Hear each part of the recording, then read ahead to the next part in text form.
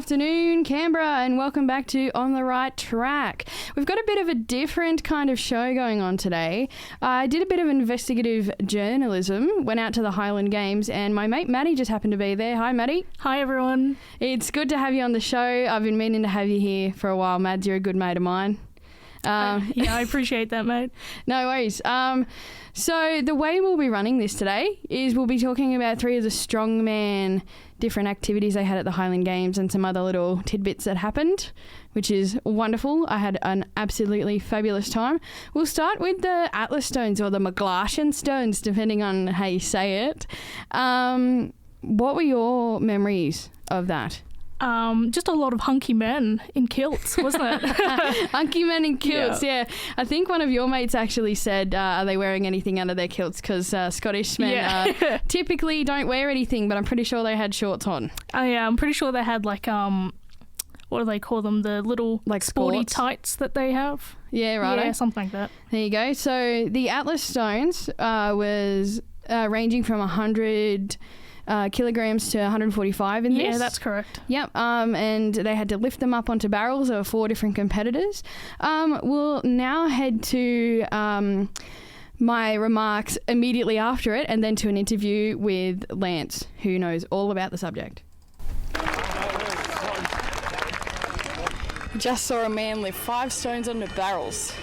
And it was impressive. 145 kilos being the last one. We'll talk to the organisers soon.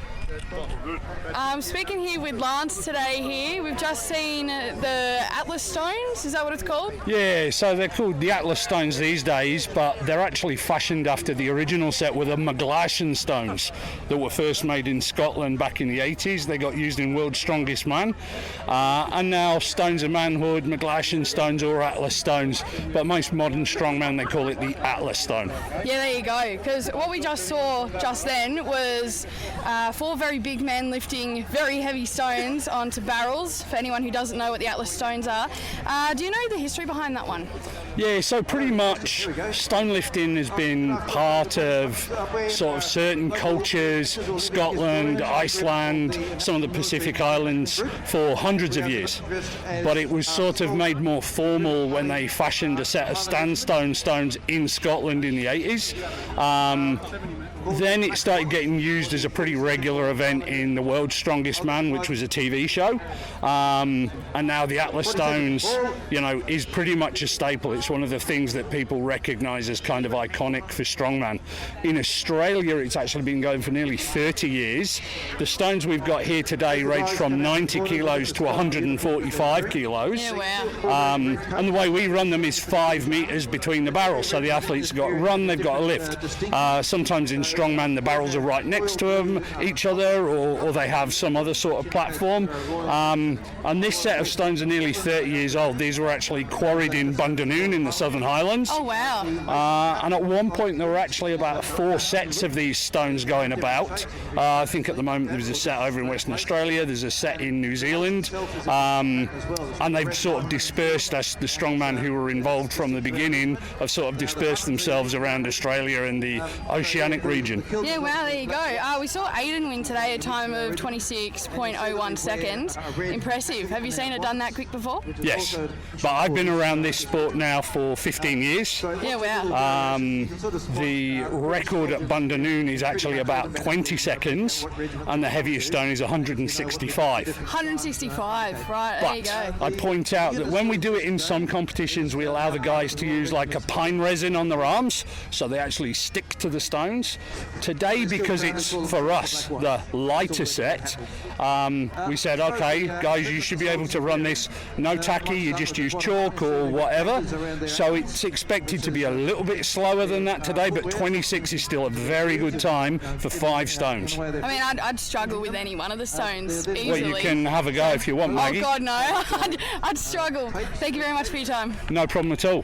So that was Lance speaking on the Maglashan stones. It was impressive to watch. Yeah, absolutely. I was in awe just from the beginning. It was pretty impressive, as you said. Yeah. I can't believe he gave me a chance to lift it. I would break everything. Yeah. I would stick a pinky finger on it and break everything. We'll just get the interview from Aiden, who won the stones. We've got the winner here, Aiden, from the McGlashan Stones. How was that for you today? Definitely a change of pace to me that I'm used to, because in the sport of strongman we never run to stones like that, let alone doing it on grass or without tacky. I've never done that either, so something different for me, but yeah, that was a lot of fun. Yeah, a bit of a challenge today. I heard there was no tacky because it was a bit of a smaller set of stones, which to me they didn't look small at all. No, not at all. They definitely are. Yeah, because I saw a couple of yous rock up in footy boots, which was new for me. So did the footy boots give an advantage today? On grass, I'd say they would, for sure. Yeah. Easy as. Yeah, 26.01 seconds. It was very impressive to watch. Did it feel impressive? Yeah, I'm happy with it. There's a few little. I wish I could do it again because there's a few errors I made. So I know I can definitely beat that time. Perhaps in the future that'd be good. Yeah, it looks good to me. So you said, was it 7 years in the strongman for you? Or? No. I've competed in strongman for 4 years. Yeah, wow, okay, yeah. Yeah. But no, I have no plans to compete in strongman at the moment. But first Highland Games. So far it's a lot of fun. Awesome. Well, I'm sure they'll have you back at any time because that was most impressive to watch. Thank you very much for your time. Thanks a lot.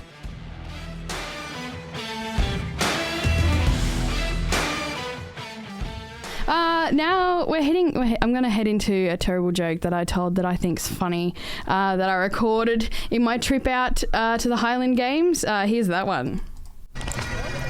It would appear the main sporting event of the day is trying to find somewhere to eat or somewhere to get food and not getting too hungry by the time you've lined up. In saying that, I might be having Mr. Whippy for lunch.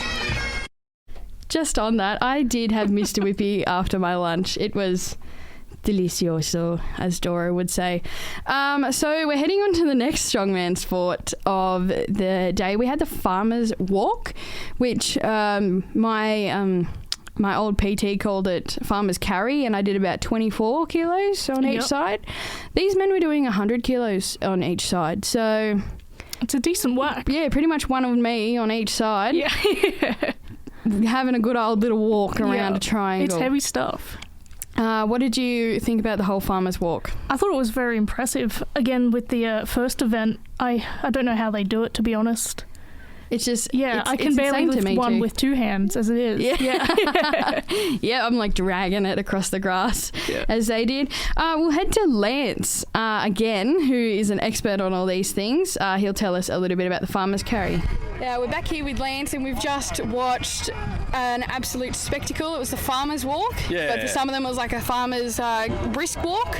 Yes, yeah. So the origins of this one, I mean, this goes right back to showing off your strength, what's the heaviest bucket you can carry in each hand and so on. So these cylinders have actually been around since the 90s. So the guy that used to be the Tartan Warriors and now the Kilted Warriors, he actually had some of the best strongmen in the world come out to Australia in the mid-90s for what was called the Weet-Bix Super Series. Weet-Bix actually sponsored strongman in Australia for 2 or 3 years. Yeah, wow. And these cylinders were used in competition by some of the strongest guys in the world back in the 90s. Names that some of your listeners might not be aware of, but they can look up guys like Magnus Samuelsson from Sweden, Magnus Magnusson from Iceland, and they use these at the Sydney Royal Easter Show because that used to be where there was a major strongman competition. When you unload them, they're about 45 kilos each. Fill them up with 55 litres of water. Now they're 100 kilos. It's insane. And the guys were fairly quick today. Mac is a very quick athlete for a very big guy, so that's a good time. But again, as we see across the lineup today, some guys who are very, very strong are struggling to finish the whole course, and some guys will jog the whole thing. But it's a tricky one. We make them do a triangle. There's all sorts of divots. It's not like doing it on concrete. So doing it on grass at Highland Games, when you've probably got some of these guys, they compete at strongman competitions in car parks and stuff like that. This is a big crowd to do that in front of, and it helps, when you've got hundreds of people cheering you on, it gives you that extra few meters sometimes. So it was a good event today.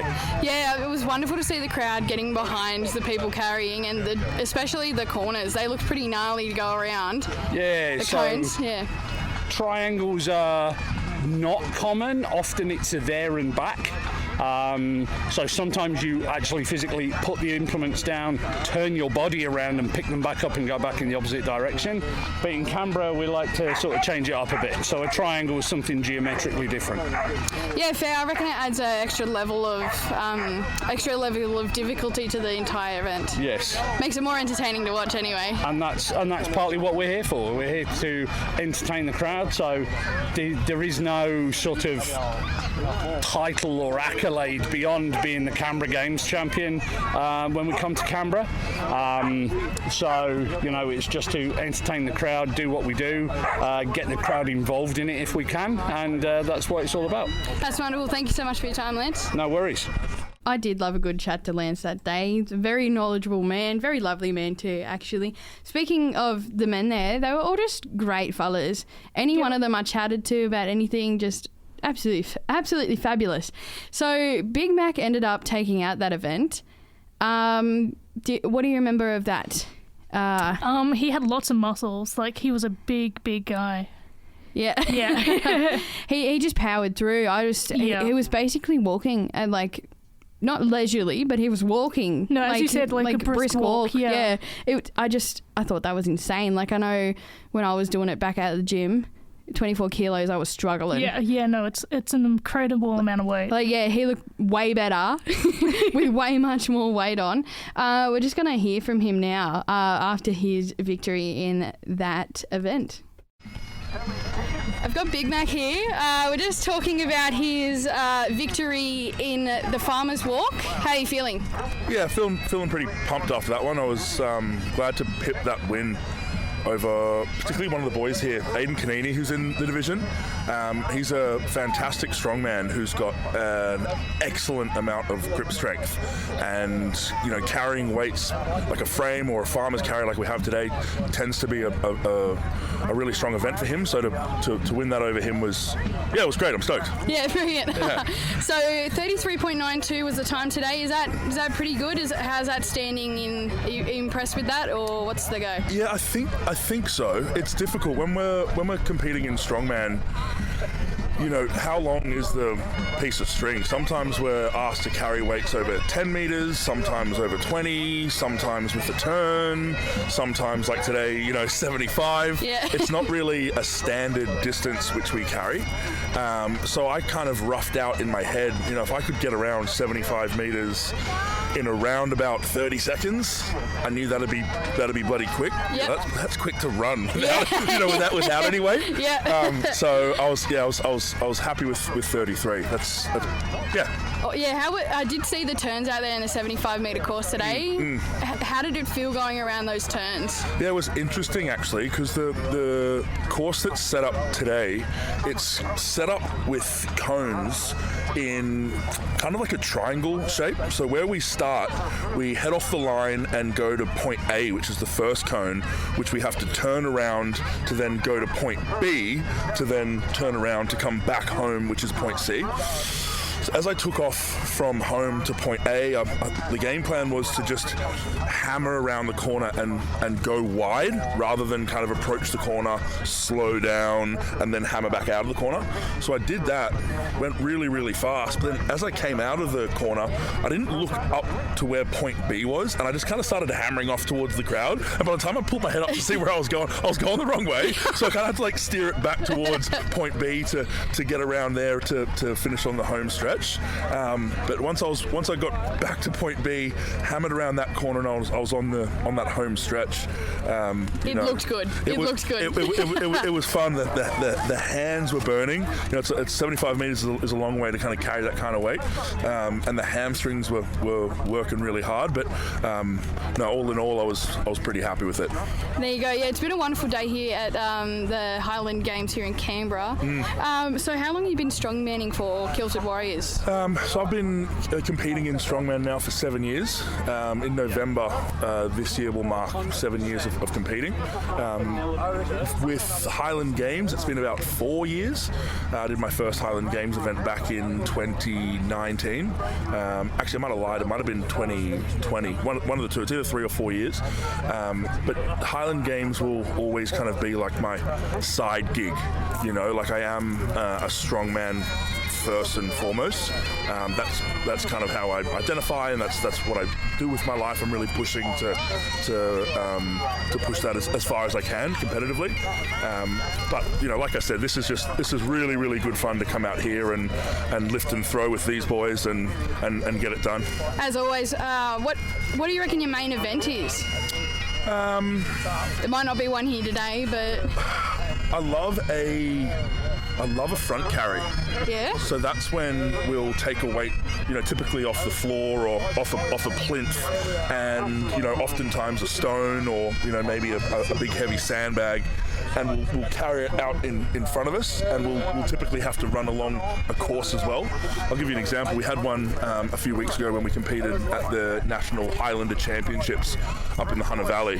One of the events there was a 150 kilo Hasselfeld stone, which is kind of like a coffin-shaped stone, and we had to pick that off a plinth, so like off a raised height, which was probably about 12 inches off the floor. And I picked that up and I carried that up and down a hill about 30 meters or so, and I won that event on that day. So that the front carry tends to be a favorite event of mine, and one that I'm probably the best at, which is it's kind of a bit of a shame in strongman, because the measuring stick when it comes to strongman is typically who's got the biggest deadlift or who's got the biggest overhead press. So old Maggie boy is just kind of good at carrying stuff. Yeah, good at carrying stuff. Well, I mean, you made the Atlas stones look very easy this morning, so it's still impressive to watch regardless. Oh, cool. Thank you very much for your time. No, thank you. Alrighty, so that was Macaulay Tinkers.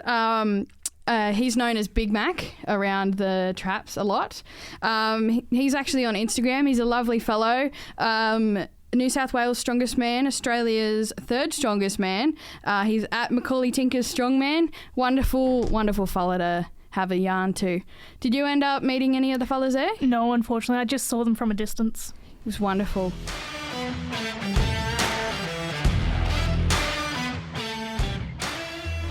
I'm sitting here with my mate Maddy, and she's got a mate Tanya who just said the best thing. Can you repeat it for me, Tanya? That's what I said.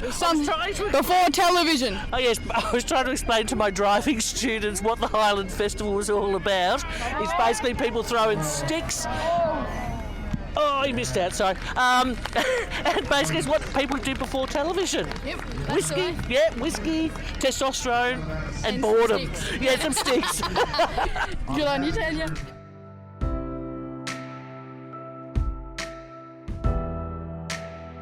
So the final event of the day was the caber toss, which is what Tanya was talking about and what we were in the process. Big stick. Yeah, big stick in the process of watching when she said that fabulous quote. So for the caber toss, for anyone who doesn't know, at this particular event, it was a 5 meter long, 64 kilo stick. That they had to lift, and they had to do a really nice squat down to get, and then flip it, do a 360 in the air, and balance all in one. Yeah, you were explaining the rules on Saturday, and I was trying to figure it out myself, and I'm lost at how they do it, really. It's such a difficult event that only two of the men successfully actually flipped it to count as a successful throw, yeah, in the caber toss, which was insane to me because all of these men were built like brick what houses, insane to me. Exactly. So Big Mac won this event again. I think it was 2-12, which means that when you flip the caber, you have to get it closest to 12 o'clock on the clock that they've got set up to win the event.